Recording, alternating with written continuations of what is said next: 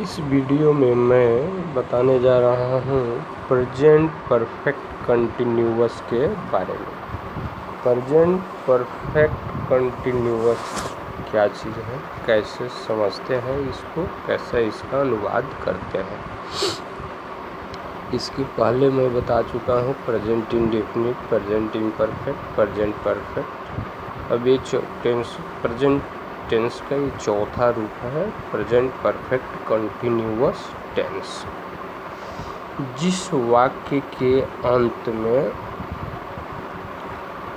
ता, ते, ती रहे और उसके बाद रहा, रही, रहे, हो और है, हूँ रहे, वैसे वाक्य को प्रेजेंट परफेक्ट कंटिन्यूअस टेंस कहा जाता है। उसको प्रेजेंट परफेक्ट कंटिन्यूअस समझना चाहिए।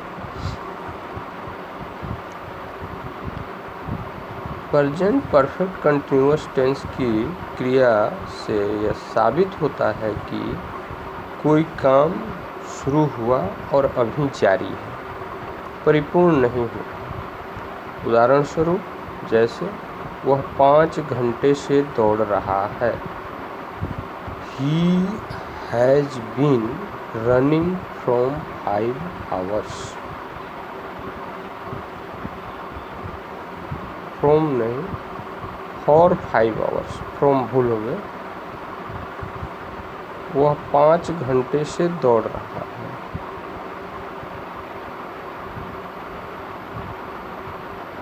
He has been running for 5 hours. From भूल हो गए, for हो गए, for 5 hours. अब इसका अनुवाद होगा, सबसे पहले वाक्य में सब्जेक्ट रखेंगे, उसके बाद हैव, हैज, तब बीन, BEEN, तब वर्ब के प्रथम रूप में ING जोड़कर लिखेंगे। ये हुआ एफर्मेटिव सेंटेंस यानी पॉजिटिव सकारात्मक क्रिया, सकारात्मक वाक्य। अब उसके बाद हम चलेंगे, कुछ और उदाहरण बताते हैं, उसके बाद हम चलेंगे निगेटिव, तब उसके बाद इंट्रोगेटिव में। देखिए, हम लोग पढ़ते रहे हैं, हम लोग पढ़ते रहे हैं, हम लोग पढ़ते रहे हैं यानी वी हैव बीन रीडिंग। वह मेरी सहायता करता रहा है। He has been helping me. मैं उसकी सेवा करता रहा हूँ। I have been serving him. वे शिकायत करते रहे हैं। He has been complaining.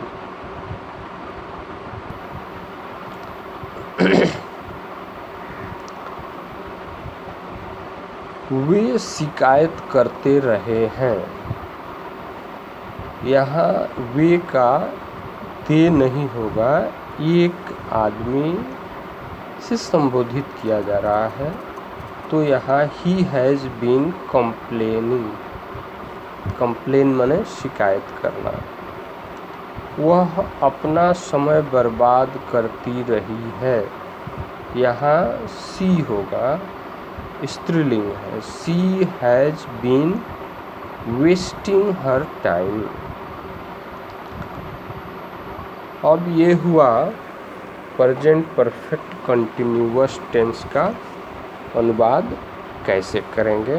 पहले वाक्य में सब्जेक्ट, तब सब्जेक्ट के अनुसार हैव, हैज, उसके बाद बीन, उसके बाद वर्ब का चौथा रूप प्रेजेंट पार्टिसिपल रूप यानी वर्ब के साथ ING लगाकर लिखेंगे। अब है इसका हम अपवाद बता रहे हैं।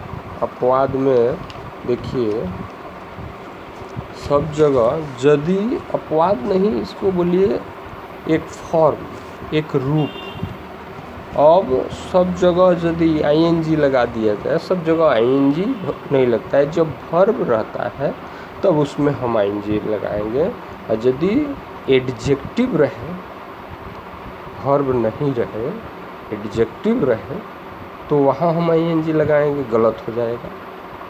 कोई लड़का यदि आईएनजी वहाँ जोड़ देता है तो वो गलत हो जाएगा, उसको 0 नंबर मिलेगा। इसलिए इस पर थोड़ा ध्यान दीजिए। हम कुछ उदाहरण बता रहे हैं। जैसे जब वर्ब रहे, समझ लीजिए, अच्छा से समझिए, जब वर्ब रहे तो उसमें आईएनजी जोड़कर बनाएंगे, और यदि वर्ब नहीं रहे, एडजेक्टिव रहे, तो वहाँ हम उसमें आईएनजी नहीं जोड़ेंगे, बाद बाकी सब प्रोसेस एक ही रहेगा। जैसे वह बीमार रहा है, वह बीमार रहा है, ही हैज़ बीन इल, इल जो है एडजेक्टिव है, इसलिए है इसमें हम आईएनजी नहीं जोड़ेंगे। जैसे तुम दुखी रहे हो, तुम दुखी रहे हो, you have been sad, sad माने दुखी रहना। मैं व्यस्त रहा हूँ, आई हैव बीन बिजी। वह गैर हाजिर रही है, वह गैर हाजिर रही है, अनुपस्थित, उपस्थित नहीं अनुपस्थित जिसको बोलते हैं। यहाँ सी हैज बीन एब्सेंट, यह जो है इल, सैड, बिजी, एब्सेंट, यह जो है एडजेक्टिव है, विशेषण है। इसलिए ऐसे वाक्य का अनुवाद हम आईएनजी नहीं लगाएंगे। ऐसे वाक्य का अनुवाद करते वक्त हम आईएनजी का प्रयोग नहीं करेंगे, क्योंकि यह वर्ब नहीं है, क्रिया नहीं है। यदि क्रिया रहे तब उसमें हम आईएनजी जोड़ेंगे। जैसे तुम क्रियाशील रहे हो, यू हैव बीन एक्टिव। मैं सफल रहा हूँ, आई हैव बीन सक्सेसफुल। हो गया सक्सेसफुल, ये एडजेक्टिव। एडजेक्टिव में आईएनजी नहीं जोड़ेंगे, यदि क्रिया रहे तब उसमें हम आईएनजी जोड़कर उसका वर्ब का चौथा रूप बनाकर उसका अनुवाद करेंगे। समझ में आ गया? आशा करते हैं कोई असुविधा नहीं है, कोई प्रॉब्लम नहीं है।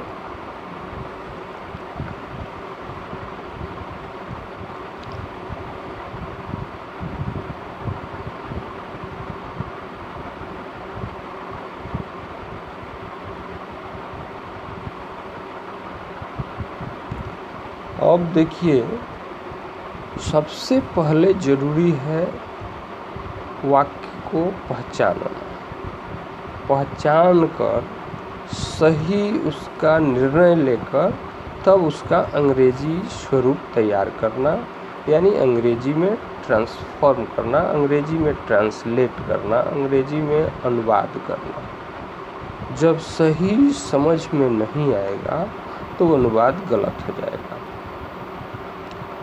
अब इसमें है कि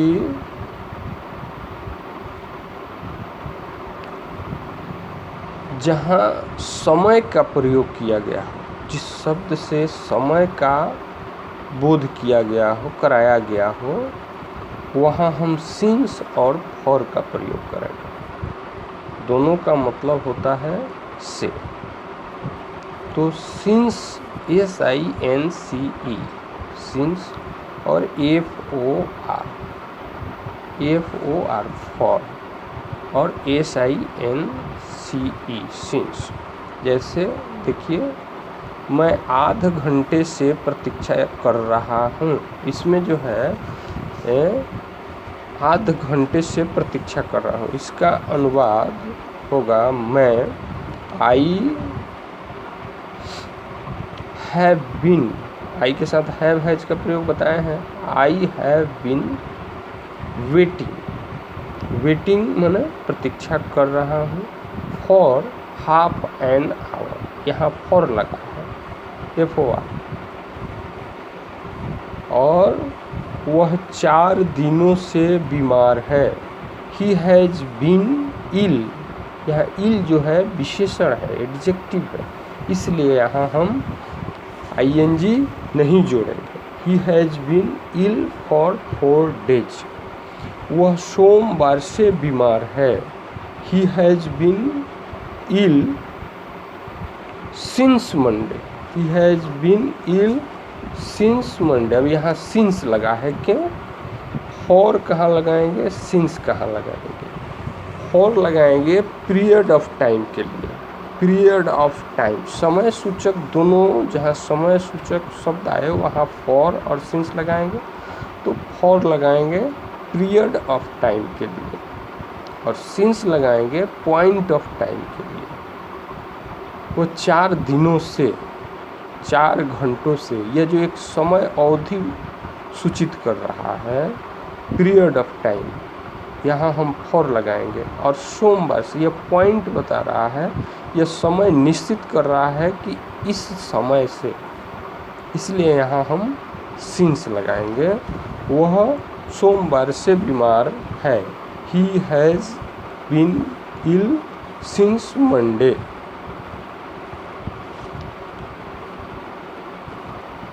अब देखिए, ये सिंस और फॉर यहाँ बहुत ही इम्पोर्टेंट चीज़ है कि सिंस कहाँ लगाएंगे, फॉर कहाँ लगाएंगे। सिंस पॉइंट ऑफ टाइम, यानी जो एक बिंदु जिससे निश्चित कर दे कि इस समय से, तो वहाँ हम सिंस लगाएंगे, जैसे सोमवार से।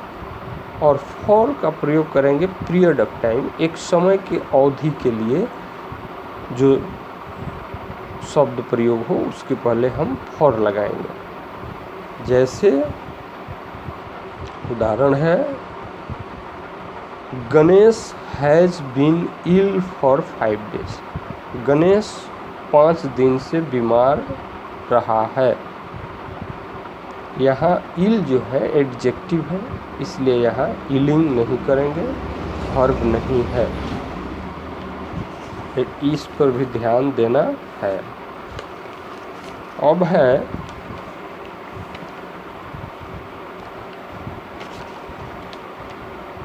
मोहन 10 बजे से सो रहा है।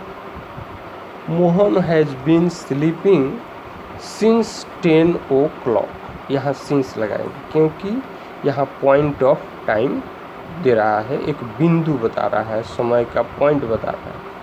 जैसे रमेश 3 बजे से दौड़ रहा है। Ramesh has been running since 3 o'clock, वह 4 घंटे से पढ़ा रहा है। He has been teaching for 4 hours, 4 घंटे माने 4 घंटे से, यानी यहाँ पीरियड ऑफ टाइम बता रहा है, समय का एक अवधि बता रहा है, एक अवधि, इसलिए यहाँ हम फॉर लगाएंगे। फॉर लगाएंगे पीरियड ऑफ टाइम के लिए, सिंस लगाएंगे पॉइंट ऑफ टाइम के लिए। वह 1 घंटे से तुम्हारे लिए रुकी हुई है। She has been waiting you, she has been waiting you for 1 hour, यहाँ फॉर माने 1 घंटे से, पीरियड ऑफ टाइम है। समझ में आ गया? ऐसा करते हैं, कोई प्रॉब्लम नहीं होगा। ये है एफर्मेटिव, यानी सकारात्मक, पॉजिटिव। अब हम चलते हैं निगेटिव की तरफ, नकारात्मक वाक्य की तरफ। नकारात्मक वाक्य है, जैसे उसका करेंगे अनुवाद कैसे, पहले सब्जेक्ट रखेंगे, तब हैज हैव रखेंगे, तब नॉट रखेंगे, तब बीन, तब वर्ब का चौथा रूप यानी आईएनजी जोड़ेंगे। जैसे Raju has not been reading since last Monday, Raju जो है गत सोमवार से नहीं पढ़ता रहा है। Ganesh has not been running for 5 days, Ganesh 5 दिन से नहीं दौड़ता रहा है।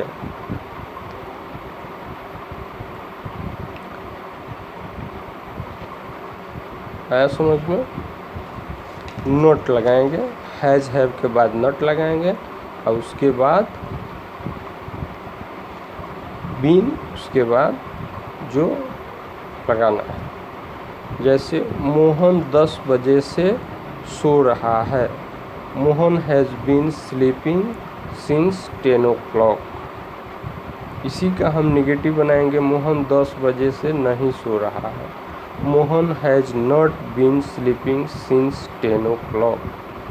जैसे रमेश 3 बजे से दौड़ रहा है, तो Ramesh has been running since 3 o'clock। इसी का निगेटिव बनाएंगे, रमेश 3 बजे से नहीं दौड़ रहा है। Ramesh has not been running since 3 o'clock। वह 4 घंटे से पढ़ा रहा है। He has been teaching for 4 hours। इसी का निगेटिव बनाएंगे, he has not been teaching for 4 hours। जैसे मोहन 10 बजे से नहीं सो रहा है, यह निगेटिव हो गया। Mohan has not been sleeping since 10 o'clock।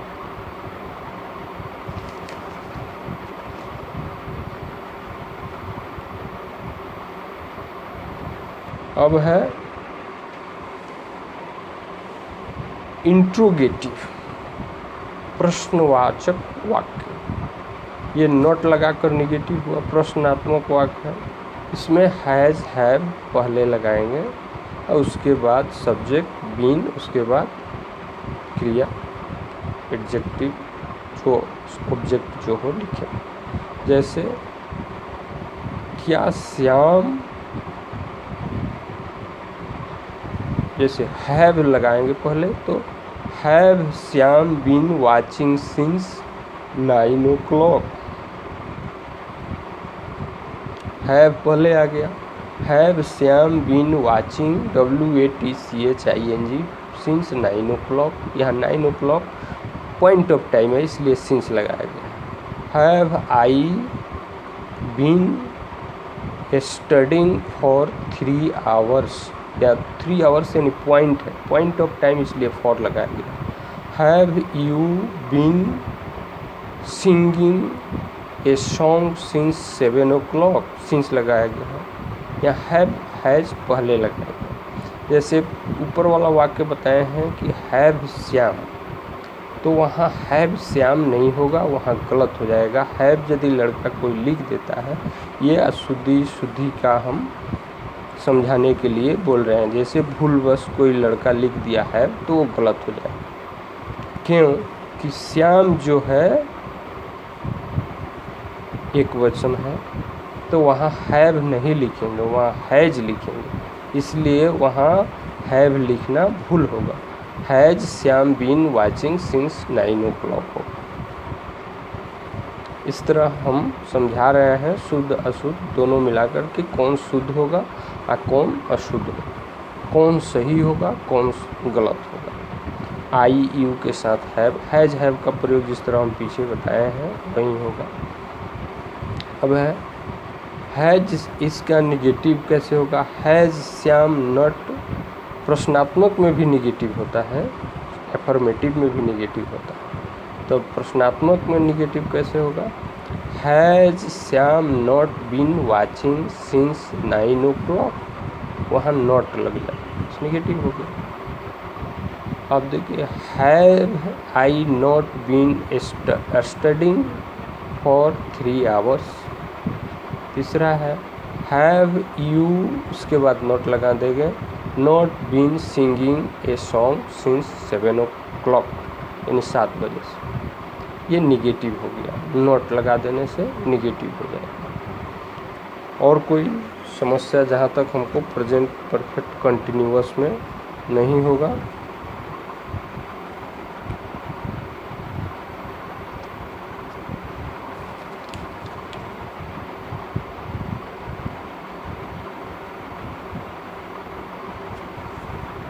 इस तरह बच्चों को और अनुवाद बनाने को बोलिए, अभ्यास करने को बोलिए, प्रैक्टिस करने को बोलिए।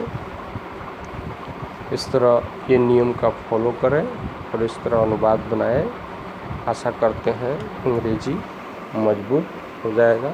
इसके पहले वाले वीडियो में हम present indefinite, present imperfect, present perfect और ये है प्रेजेंट परफेक्ट कंटिन्यूअस के बारे में हम बता दिए। इसके बाद आहिस्ते आहिस्ते और चैप्टर हम बताएंगे। ये ग्रामेटिकल चैप्टर है। इसके बाद जो सिलेबस है, गवर्नमेंट स्कूल का जो सिलेबस है, उस सिलेबस को भी एक एक किताब करके, एक एक पार्ट करके समझाएंगे, वीडियो बना बना करके। हमारा मेन उद्देश्य है कि सभी को सही शिक्षा मिले, सभी बच्चों के पास सही शिक्षा पहुंचे। इसी उद्देश्य से हम वीडियो बना रहे हैं। हमारा यही उद्देश्य है कि सभी बच्चों के पास तक सही शिक्षा पहुंचे, बच्चे इसको सुने, शांत स्वभाव से, शांत चित्त करके बैठकर सुनिए, बच्चों को सुनाइए, समझाइए और अपने तरफ से उदाहरण बनाइए। उसका हिंदी एक वाक्य सेट कीजिए, उसका अंग्रेजी बनाइए। यदि कहीं प्रॉब्लम होता है, ट्रबल होता है, तो हमारे कमेंट बॉक्स में लिखिए, हम उसका सुधार करेंगे और अच्छे तरीके से समझाने का हम चेष्टा करेंगे। सभी बच्चों को सही गाइडलाइंस मिले, ये कॉमन चीज़ है, इसलिए इसमें किसी क्लास का हम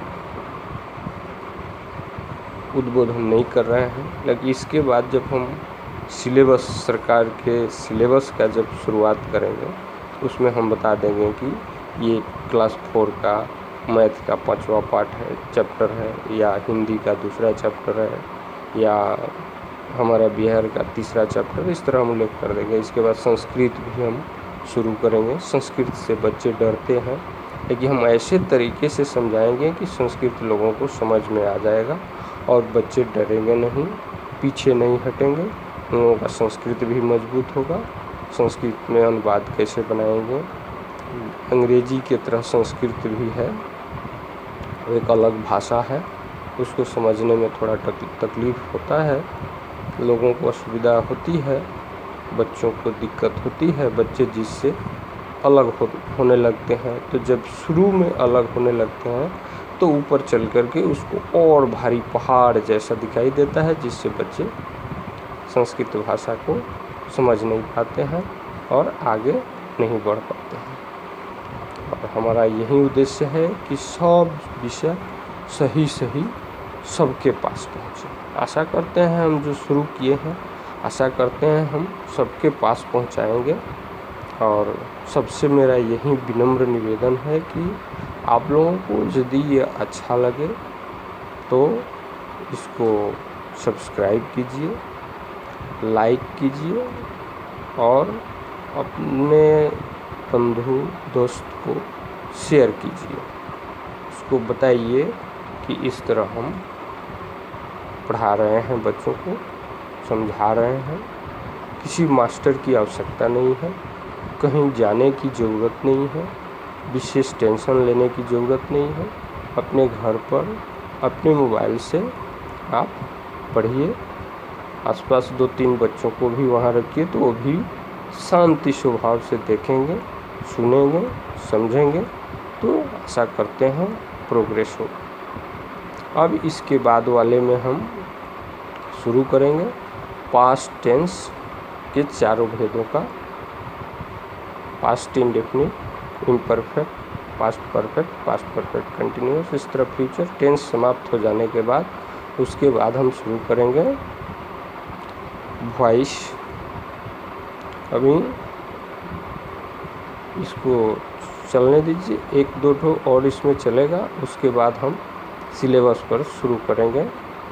प्रत्येक वर्ग से क्लास 3, 4, 5, 6 अलग अलग क्लास के अलग अलग मैथ, अलग अलग साइंस का चैप्टर, एक एक चैप्टर हम पढ़ाएंगे, एक एक वीडियो में बताएंगे, सबको पहुंचाएंगे।